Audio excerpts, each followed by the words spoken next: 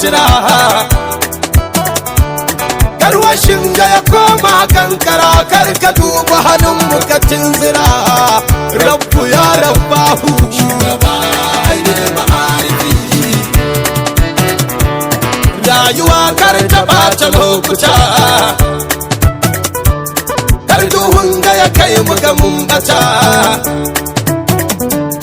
hasken ka ya sauka ya gaskata mana imanin mu mu kyautata Allah dan annabi Muhammad